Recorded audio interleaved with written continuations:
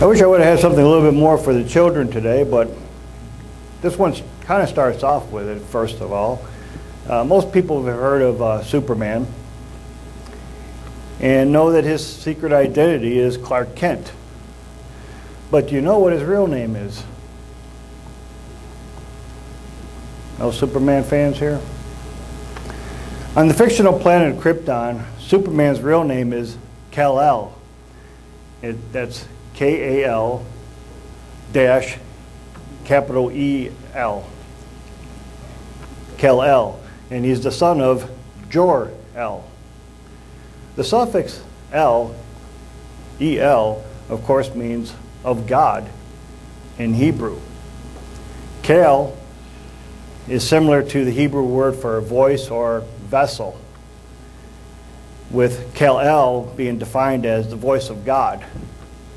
The meaning of Jor-El in Hebrew, you know, this is something that the creators of Superman came up with, but they believe that Jor-El means God will uplift. This is the explanation that the creators of Superman, you know, came up with. But in reality, in Hebrew, Kal actually means light. And it's not light, it's light as opposed from being heavy or lightweight in that sense. Or it also can mean simple or easy. Basically, so, you know, basically Kal-El actually means lightweight God.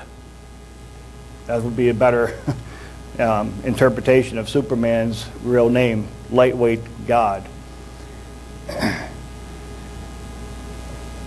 And that said, with the English accent that the creators, Jerry Siegel and Joe Shuster, held, they were both Jews, by the way. It may be possible that the original meaning was actually voice of God, but they had another word called kol, which is K-O-L in Hebrew, which was similar to Kal, which is a little bit closer to their meaning of being a vessel or the voice of God. But really, he was the lightweight God.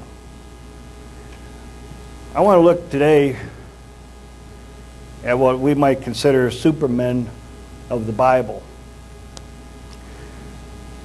And I'm not talking about Samson and people like that. I'm actually talking a little bit more of some beings that are not men, but the angels. An angel, from the Hebrew word, is the Hebrew word Malach, and the Greek word is angelos, meaning messenger. Basically, if you look at Malachi's name, Malachi is known as the messenger, because that's what his name means, Malach. The word El, E-L, means and is one of the names for God, as I had mentioned, and is often the suffix in angelic names, such as Gabriel, which means God's strength, or Michael, which means who is like God. The Archangel Gabriel's name means God is my strength. His name kind of means, you know, strong man of God. And the Archangel Michael's name means who is like God. He is referred to as, in Daniel 10, verse 13, as one of the chief princes. That is one of the leading rulers in the angelic realm. He is further called in Daniel 12, verse 1, the great prince who stands over watch of your, that is Daniel's, people, the Jewish people, and more broadly all of Israel. But what I'd like to do is turn to Isaiah chapter 14, and we're going to start in verse 12. And we're going to look at another angel. Isaiah chapter 14 and verse 12. How you are fallen from heaven, O Lucifer, son of the morning. How you are cut down to the ground, you who weakened the nations. For you have said in your heart, I will ascend to heaven, into heaven. I will exalt my throne above the stars of God. I will also sit on the mount of the congregation on the farther sides of the north. I will ascend above the heights of the clouds, and I will be like the Most High. Yet you shall be brought down to Sheol, to the lowest depths of the pit. The New International Version has verse 12 as, how you are falling from heaven, morning star, son of the dawn. You have been cast down into the earth, you who once laid low the nations. The Amplified Version of that same verse there in verse 12 is, how have you fallen from heaven, O star of the morning, light bringer, dawn, or son of the dawn. You have been cut down to the ground, you who have weakened the nations, king of Babylon. The King James Version translates this word, it's in Strong's.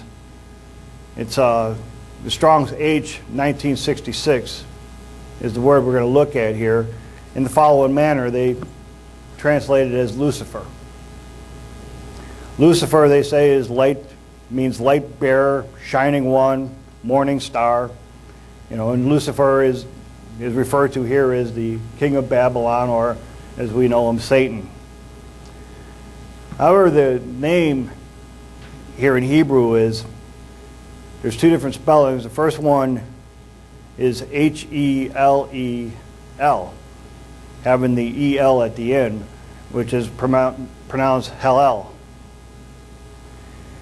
The other spelling of this word is H-E-Y-L-E-L, again ending with the E-L, but then this word here, they pronounce it Hallel. And this word means in the sense of brightness. Morning star, Lucifer, is where they get this from. Now the Hebrew word that's translated Lucifer in this verse, Hallel, is, and this is the only time that this word is anywhere in the Bible, and it's used in the Bible. It's pretty much just formed from the primitive root word Hallel, which is H-A-L-A-L. Now this word,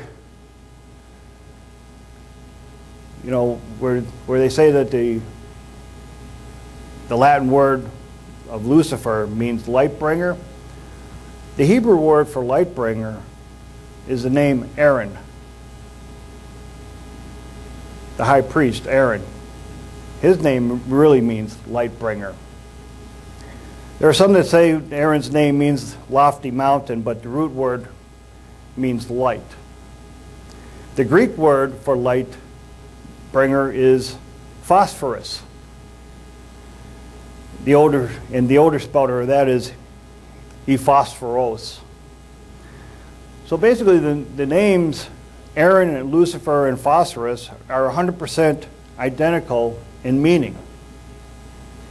But the Hebrew word Hallel is completely different in meaning from these three names. Hallel is in actual fact has nothing to do with bringing any light whatsoever. And it's pretty obvious of who we're talking about. It is interesting that God selected a man with the name Aaron to be the very first high priest. It's also interesting that in 2 Peter chapter 1 and verse 19, Jesus Christ is called Phosphorus, which is incorrectly translated into the English as day star. So who organized for Satan to have the Latin version of this same name applied to himself? Lucifer. This is the Latin translation of the Hebrew word Hallel, the Greek word for phosphorus, a name that was used by Jerome in the Vulgate Bible when they were making this Bible. Jerome had a big part in that. For example, in Isaiah chapter 14 and verse 12, it is an honorific title for the Babylonian king, this Lucifer, or Hallel. It is composed of the elements of lux, which means light, and fear, which means to bring, hence dawn bringer or light bringer. It became the Old English name for Satan and is a name for the morning star Venus. But the root word that we're looking at here for Hallel is that verb Halel, H-A-L-A-L. Everybody following me? The King James Version, or in King James Version, this translates this verb Hallel as H1984 in the following manner. It is translated in the Old Testament as praise 117 times, glory 14 times, boast 10 times, mad 8 times, shine 3 times, foolish 3 times, fools twice, recommended twice, rage twice, celebrate once, give once, and marriage once, and renown once. This Hebrew word Hallel has 2 distinctively opposite meanings, both of which apply to illustrate the way this word was used in the Old Testament. It has this positive meaning to shine, and thus very frequently it is translated as praise and as glory. But Hallel also has a negative meaning, to boast, to be mad, to be foolish, to rage. It is not the word Hallel itself that tells us whether it's positive or negative meaning that should be applied, but it's always totally dependent upon the context in which the word is used to make clear whether it is a positive meaning or a negative meaning. There are many examples for both meanings found throughout the Old Testament. Like I said, this verb Hallel is used 165 times in the Old Testament. Now the noun Hallel, formed from this verb Hallel, is grammatically just like the noun runner that you would get from the verb run in that sense there. It is simply a way of personifying attributes to inherit the verb here. So the potential meanings for the Hebrew noun Hallel range from bright shiny one, the positive side of Hallel, all the way to the arrogant and mad boaster, which is the negative side of Hallel. See where I'm going with this? The only way to be sure to whether Hallel is intended by God to represent the positive side or the negative side of Hallel is to carefully examine the context in which God presents this name, Hallel. It also goes without saying that if Satan himself had any influence whatsoever regarding the name of Hallel that should be applied to Hallel, then he would, without the slightest hesitation and without any scruples, push for the positive meaning. If Satan's vote counts for anything, then it's obvious which meaning he will endorse. Does anybody doubt that? So let's examine the context in which God used his name, Hallel, to refer to Satan. Was God trying to heap praise on Satan when he used his name Hallel, or was God trying to heap scorn on Satan when he used this name? And was God trying to identify Satan with the exact same name that he would later use in 2 Peter chapter 1, verse 19, to identify Jesus Christ? Can't have 2 day stars. So let's examine the context. If we look at Isaiah chapter 14 again, and we look at verse 11, it speaks about pomp or pride. Verse 12, it speaks of Hellel fallen from heaven. Hardly a very complimentary statement about Satan, fallen from heaven. Verse 13 starts with the words, "For you have said in your heart." These words introduce reason for the name Hellel. God says, I am calling you Hellel because of something you said in your heart. So this is a key verse to examine right here. This next one, or this one right here in 13. "For thou hast said in thy heart, I will ascend to heaven. I will ascend to heaven. I will exalt my throne above the stars. I will sit also on the mount of the congregation in the sides of the north." Now what do Satan's comments say about "I will ascend, I will exalt, I will sit" tell you? If you were God and I were to say these things to you, exactly what would you think of me? Would you be impressed by my genuine intention to knock you off your throne and take over your position? I will ascend above the highest heights of the clouds. I will be like the Most High, in verse 14. What is this statement? A sincere intention by Satan, or an unbelievable, arrogant boast? Surely this is the greatest boast that any being, human or angelic, has ever made. Arrogantly asserting that he will take over from his own creator.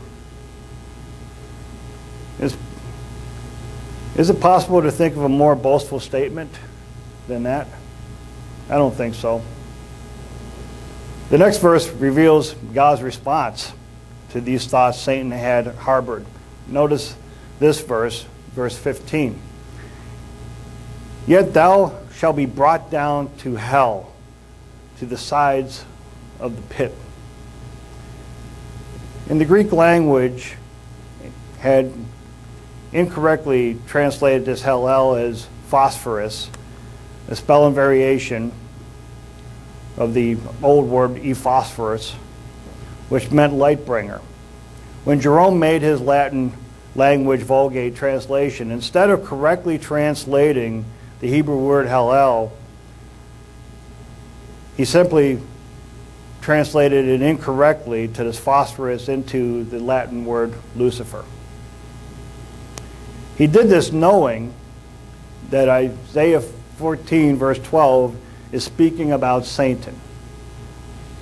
He knew this. Even though Jerome translated the New Testament Greek phosphorus in 2 Peter 1 verse 19 as Lucifer as well, knowing that this scripture referred to Jesus Christ. Now this was the original that he did. So Jerome knew that once he used the name Lucifer for Satan in the Old Testament and once for Jesus Christ in the New Testament. The exact same translation. But when the English language translators came along, they simply retained Jerome's incorrect translation of Hellel in Isaiah 14 verse 12, while at the same time they carefully, obscurely inscribed Jerome's correct translation of phosphorus as Lucifer in 2 Peter 1 verse 19. They totally changed that to make sure that it wasn't the same word. The correct translation, therefore, really is, how are you falling from heaven, you incredible, arrogant, and mad boaster, son of the morning, which is referring to Jesus Christ, the morning star, because he created Satan. How are you then cut to the ground, you who weaken the nations?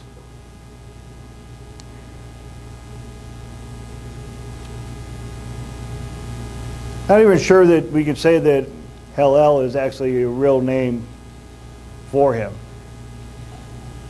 He might have had a name before, a beautiful name like Gabriel or Michael, but now we know him as Satan, the devil.